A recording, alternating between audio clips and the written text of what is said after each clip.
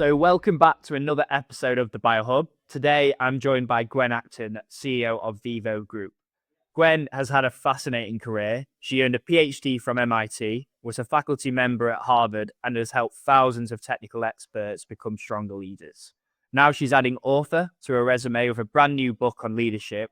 And today we're diving into why leadership is so crucial in biotech and how it's evolved and what actually inspired her to write it. So glad to have you. Welcome, Gwen. Thank you so much. It's great to be here. Yeah, so let's dive straight into it. So Gwen, just looking back at your incredible career so far, spanning science, business, and leadership, can you just share a bit of a snapshot in your journey and what led you to focus on leadership development in biotech? Yeah, great question. I would say my journey largely began when I was in college and I was editor of my college newspaper. And I really got to see the importance of communication as well as leadership mentorship for success. And I then had the good fortune of working for graduate school in a Nobel Prize winning lab. And I was at the cutting edge of innovation. And I saw again that impact of leadership and communication on the success of innovation. After teaching at Harvard, I then oversaw the operations of the functional genomics program at the Whitehead Institute at MIT. And it was a research program where we collaborated with a range with companies ranging from a large pharmaceutical company down to small biotechs. And again, I really saw this time in science that impact of those leadership practices on our ability to conduct good science. So as a scientist, I really want better science. That's at my heart. I'm still a scientist and I see how important these leadership issues are. But also for all of us that I also want better innovation, and I see how important those leadership practices are also for the best innovation we could have. Yeah, and that obviously led you to the book on leadership, right? So how did that come about? Decided to write it, and then who is it for as well in terms of a target audience? Yeah, thank you. Yeah, so after those experiences with leadership, both inside and outside of science, inspired me to start working with leaders in life science and biotech and tech companies.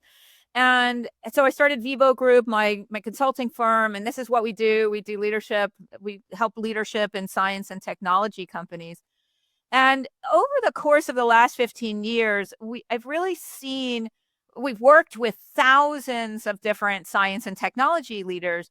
And what I've seen is patterns, like repeated over and over again, the same issues that leaders were encountering trying to do their best job. Most leaders want to do a great job, and yet you often hear people complaining about micromanagement or disengagement. We're hearing a lot of that.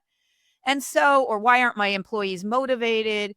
And so at Vivo, just really seeing those patterns around what were some of the really common places that leaders were running into trouble, I really wanted to get the message further out. I really, I would like every scientist and engineer who ends up in a leadership position to have a resource that they can go back to when they need it. And a book is a great resource because you can go back, and when you need to check if you're having issues with delegation, for example, you can go back to the book and check it.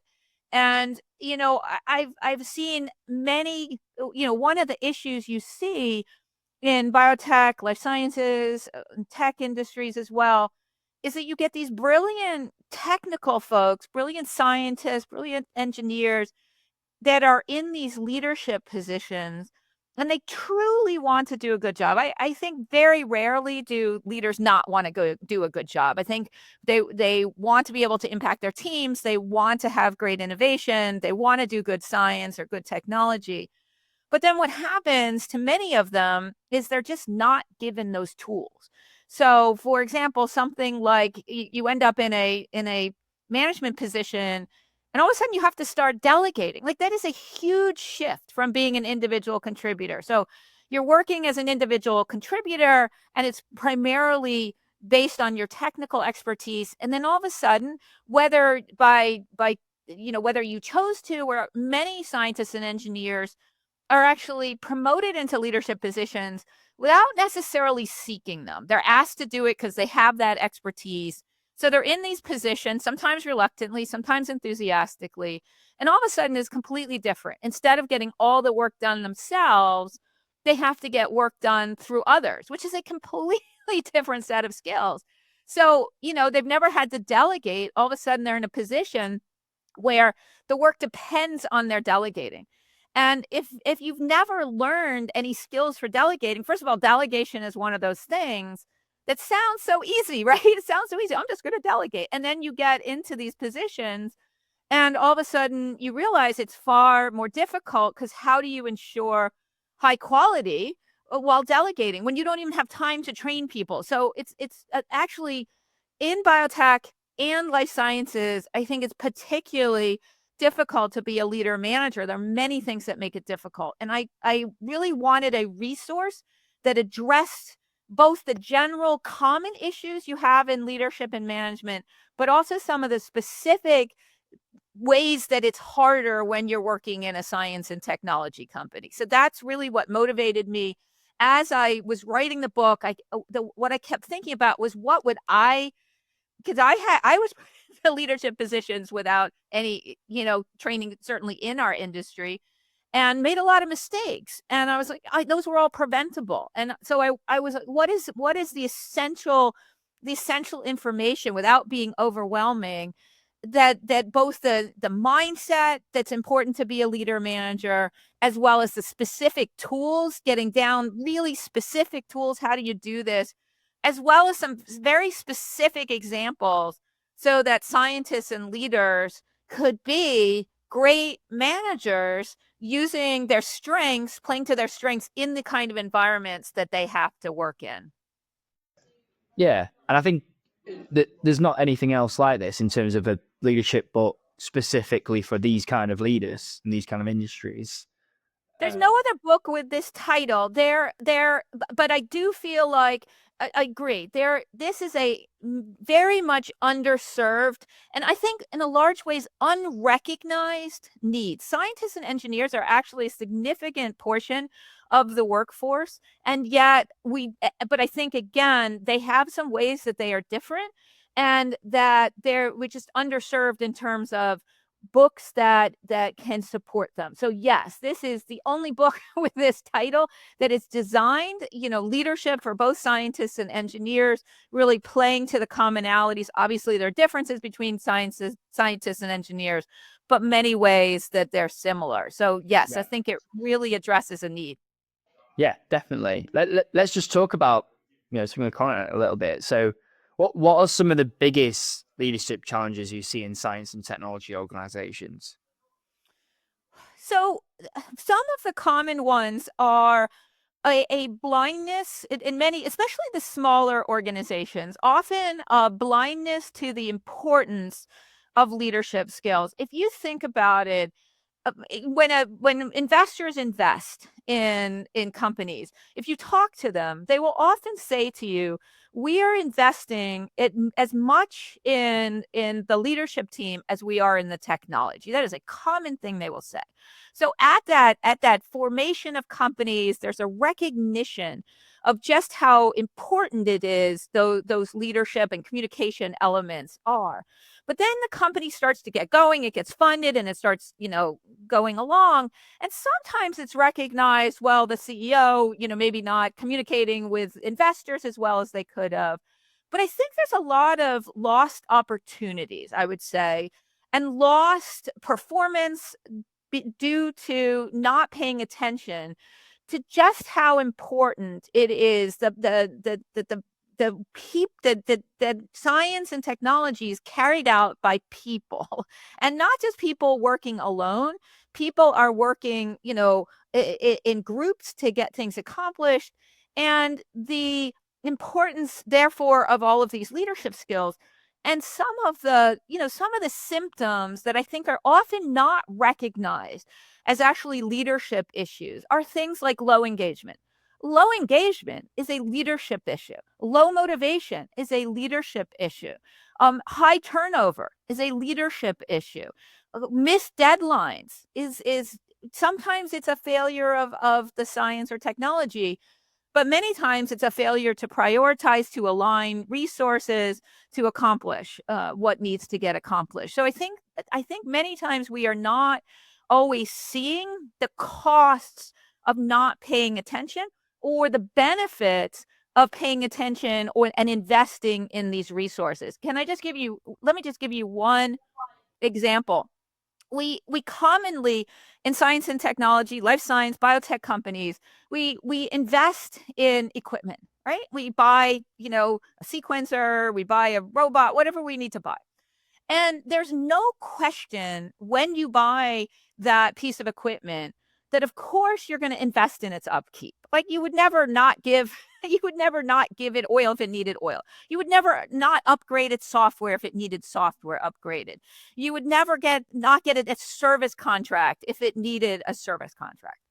And yet we especially again the smaller mid but all size companies, we often we often hire these incredibly talented scientists and engineers who come like highly talented. They've been have incredible expertise, and we put them into these leadership positions without thinking about, well, wait a minute, in a piece of equipment, I understand if it, or piece of, computer, if it needs a software upgrade, and we're not thinking the same way. And yet this is how, when you're talking about innovation is happening through that intersection of the people and the equipment and the technology. And we need to really be thinking about how important that human component is, and investing and making sure that that human component is working optimally to get the best performance that we can get. Yeah, definitely. I mean, put it this way though, like if lack of leadership has such a big impact on biotech and life science, why don't more organizations prioritize in it? So that's a great question. I think one problem is that if you think about, especially, let's just talk about science, because most of your listeners are in biotech and life sciences. Let's just think about science. Throughout most of the history of science, it was done primarily by individuals working primarily alone. They might have shared some ideas, but they were largely doing that work.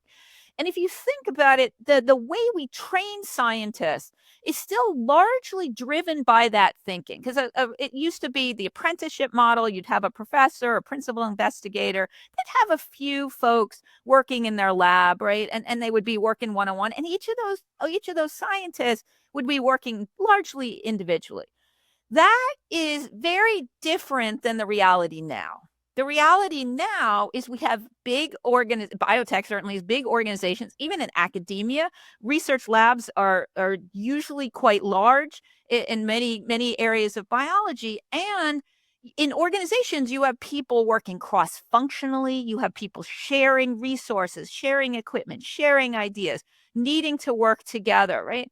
And all of a sudden, as soon as you are not having individuals working on their own as individual contributors, as soon as you have groups of people coming together, you have this need for that leadership.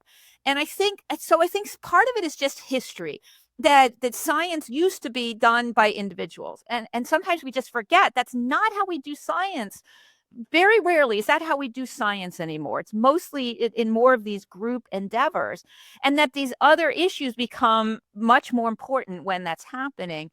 I would say also that there's some degree of that, because science and technology is a little bit different than many other industries, that many of the traditional practices that we think of around leadership or leadership development aren't necessarily applicable to science and technology.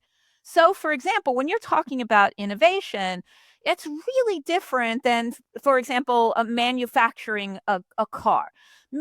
Of course, there's innovation behind that design of that car, but once you get to that place where you are manufacturing that car, it's really obvious, have you put the wheel on or not? It's very easy to see, is that wheel on or not? On the other hand, when you're talking about a research and development group and you walk by somebody's tapping at their computer and maybe they're surfing the internet, or maybe you can't even quite tell what they're doing on that computer. Are they being productive or not, right? We don't know. With innovation, not only is it hard to measure, but it often takes a while, and we don't always know what all the component steps are. So managing innovation is a really different set of skills. So I think sometimes there is a dismissal because some people have said, well, we don't want, like, traditional management was command and control. You had a boss and they told the folks working under them what they were going to do. It was very visible, as we said. That style is largely ineffective when you're talking about leadership of scientists and engineers because of how they do their work, which is largely driven by their own knowledge. They often know, typically they know things that others might not know, or have ways of thinking, or certainly that innovative thinking requires their choice of paths in order to achieve that. With, obviously, so how do you let them choose those paths but still keep them aligned with the goals of the organization? Because that's something that happens in a lot of organizations. You hear this a lot. It's like herding cats, right? I have these really smart scientists and engineers, and they want to do this, and they want to do that, and they want to do this. So how do we let them be innovative, but at the same time be aligned around the business goals, if it's a company, around, that outcome. You can't do things the same way when you're a business that you might if you are in government sponsored research, because you have, stakeholders and you have timelines that constrain it in ways that are different than pure science. So how do we maintain that level of innovation and also progress while still having effective leadership? So one of the philosophies, one of the style of leadership that I really work with is influential leadership. Is, you can't tell people in an innovative organization what to do, but you can influence them. And there are some very specific things that leaders can do in order to influence those who work with them to get to have higher performance. So, like more specifically, how do you work with life science and technology companies to improve leadership? So I run my firm Vivo Group, and we specifically work with science and technology companies, and we've worked with over 100 different companies over the years, ranging from very small to very large organizations. And we've also worked at all levels of the organization, from frontline leaders up to CEOs. So one of we like to start when we talk to an organization to really evaluate what is going to be most effective for them. Typically, it's a combination, because even though there are similar leadership issues across different organizations, typically there are some things that an individual company is struggling with in particular, or it's the highest, ROI, return on investment, for them to invest in a certain aspect. I do see that there is often in many companies a focus on developing senior leaders. Somehow that is visible to the companies. The reality is, in a typical company, 70% of the employees report to frontline managers. And in a science and technology company, or science and technology research arm of a large pharmaceutical company or larger organization, that is going to be to a scientist or other technically trained person who's going to be their manager. So we have seen in many organizations a really high return on investment for giving those skills to those frontline managers. With that said, we also find that, of course, there's an impact at the senior levels as well. One of the really common things we see is that senior leaders are not communicating in ways that could best benefit their organization. For example, a very common issue is that the senior leadership team has a very clear idea of what the priorities are, as well as the motivation for achieving the results that they are looking for. Because it's so clear in their heads, they're not always communicating that to the rest or ensuring that that message gets to the rest of the organization. You hear many times people in organizations saying, and that leads to demotivation. I don't know why I'm doing what I'm doing. Or you end up having lack of alignment around goals because the goals are being up here or here, but meanwhile, because the goals have shifted, which they often do in innovative organizations, because they have shifted, then the goals haven't been aligned throughout the organization. And again, just huge loss of performance, wasted resources that could, with very minimal investment on the company's part, could make a huge impact in the success of that organization. So how we work with companies, we work at all levels, and we do everything from one-on-one executive coaching to new manager training for scientists and engineers. And my philosophy is that sometimes companies are thinking, what's the perfect way to do this? Or what is the optimal way to do this? And I would say something is better than nothing.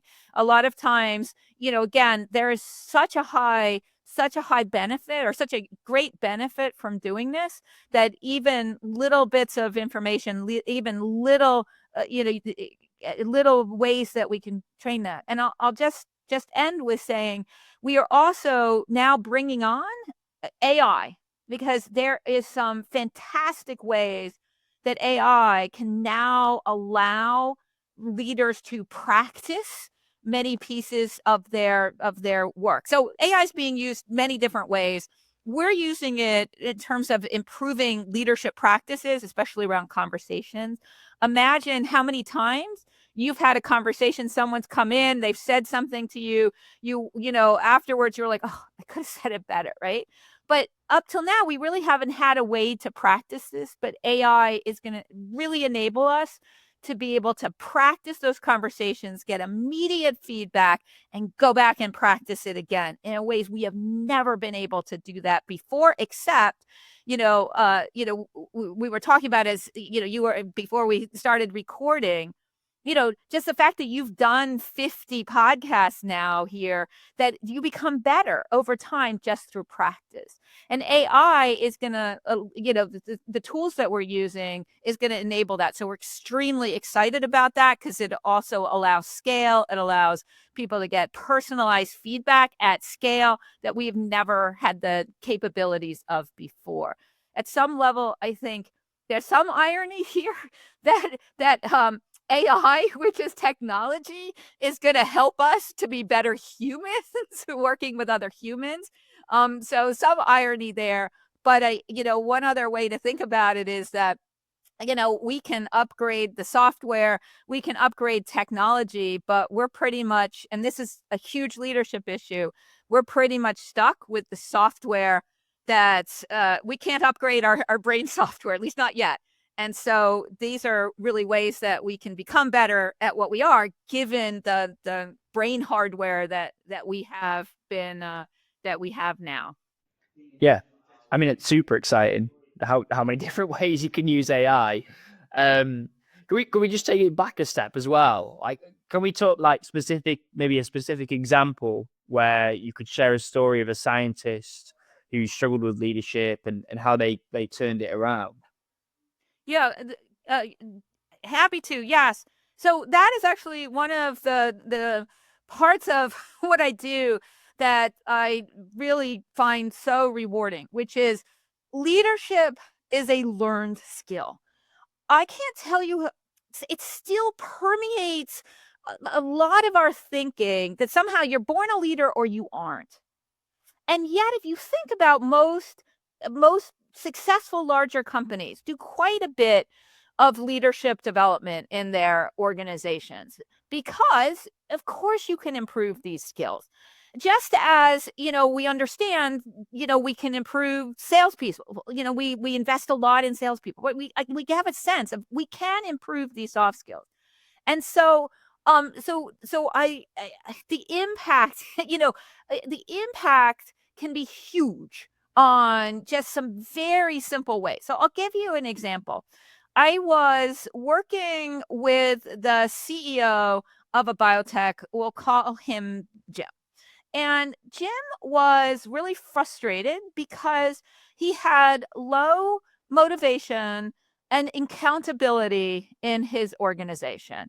And he was really frustrated and he wanted to blame it on, like these folks, they're not stepping up. They're not feeling motivated. What's going on? Well, as we delved into it, one of the things we found is that Jim was, when people were bringing Jim feedback, Jim not only wasn't listening to it in a way that people felt like he wanted to hear it, but he was actually shutting down completely without meaning to. Like, this is the thing. I think, again, most leaders and managers have the best of intentions. Most mistakes I see is just they don't realize what they're doing and the impact it has on others, or they just don't have the tools. In this case, it was a combination. He didn't realize he was a scientist, trained as a scientist. And now he's in this, senior running this company. And he was used to the kind of discourse you have in science. In science, when somebody poses an idea you don't like, you say, hey, I don't think that idea is going to work. That's how you respond. That's how we as scientists are trained, right? We were looking for 100%. We're looking for accuracy, right? So like, no, that's not a good idea. The problem is if you carry that habit over into leadership, and many scientists think, well, I want my folks to be doing the best job, so I need to tell them that this isn't a good idea, right? The problem is that if you carry that style into a leadership position, the dynamics are different.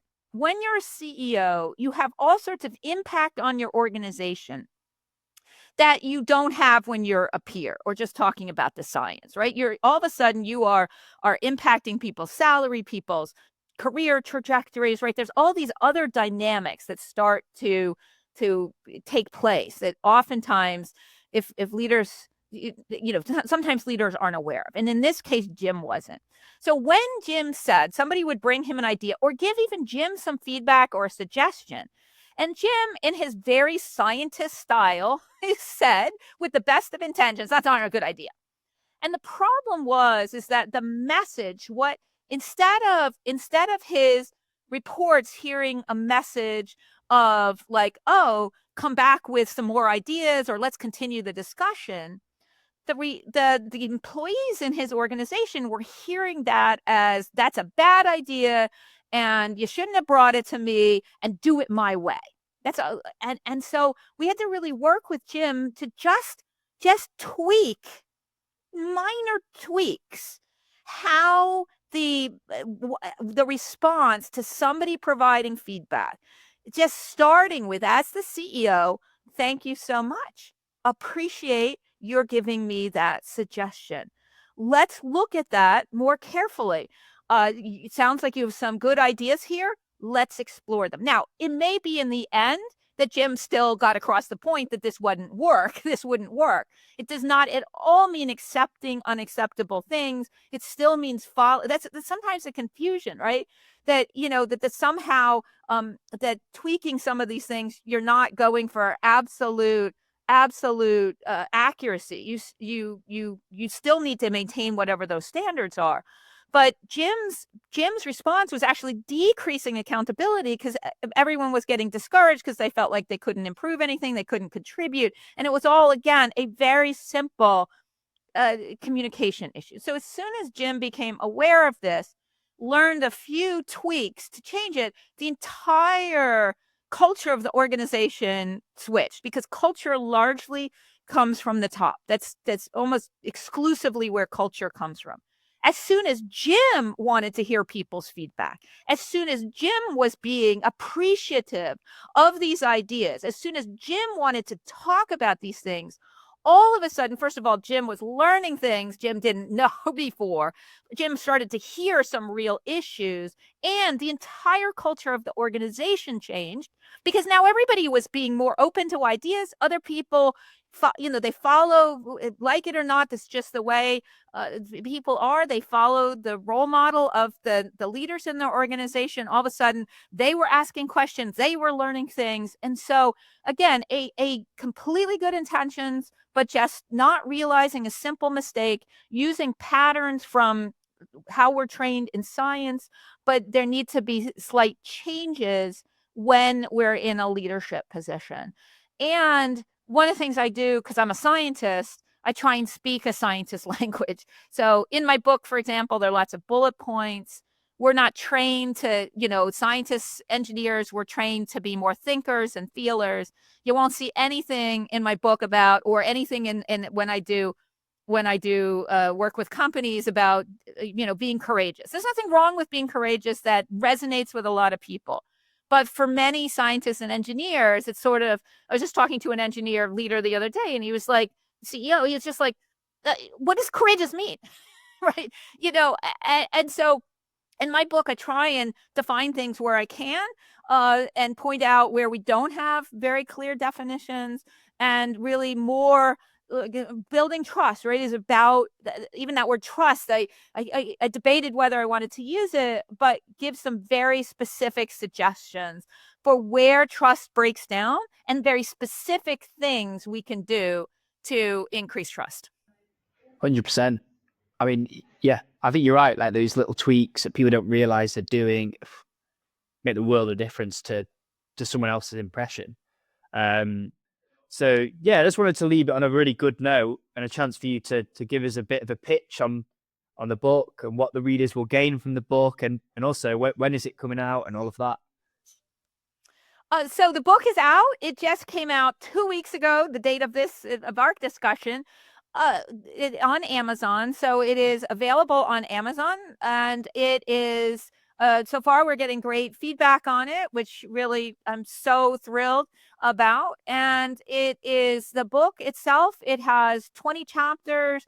It is written to be, and you can, if anybody's interested, you can read the intro and first 2 chapters on Amazon to get a style. I wrote it to be, I like skimming things, and I like getting bite-sized pieces of things. So pretty much each chapter you can read independently. They're sort of designed that you flip through to what you're interested in. A lot of times people think they have to read a book from beginning to end. I say in the intro, you don't.